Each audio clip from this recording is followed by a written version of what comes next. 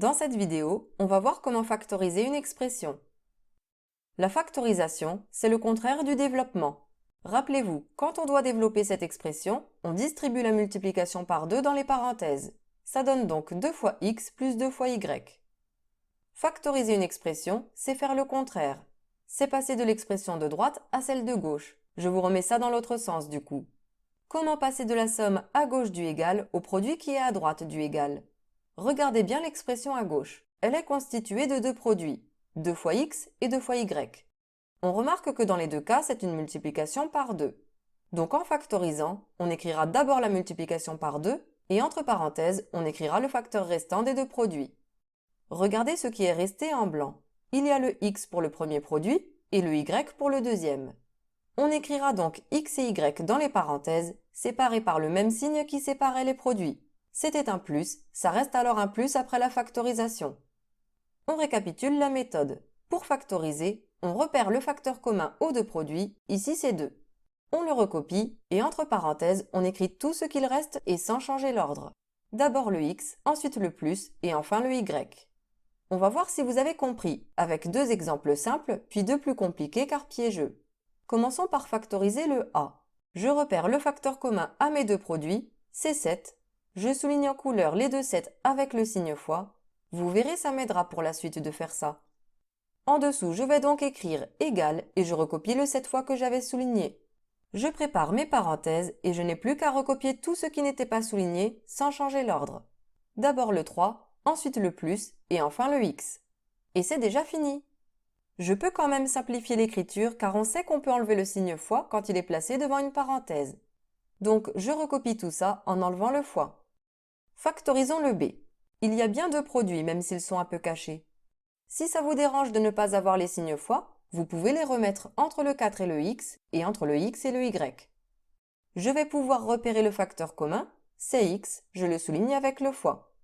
En dessous, je vais donc écrire le signe égal et je vais recopier le x fois que j'ai souligné. Je prépare mes parenthèses et à l'intérieur, je vais écrire tout ce que je n'ai pas souligné sans changer l'ordre. Le 4, puis le moins, puis le y.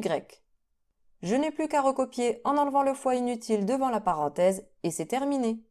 Il reste à voir deux cas piégeux pour lesquels il faudra une astuce. Regardez le c. Je ne peux pas le factoriser car il n'y a pas de facteur commun. Pire que ça en fait. Pour factoriser, il me faut deux produits séparés par un plus ou un moins. Or ici, 5y c'est 5 fois y, donc c'est bien un produit, mais 20 n'est pas un produit.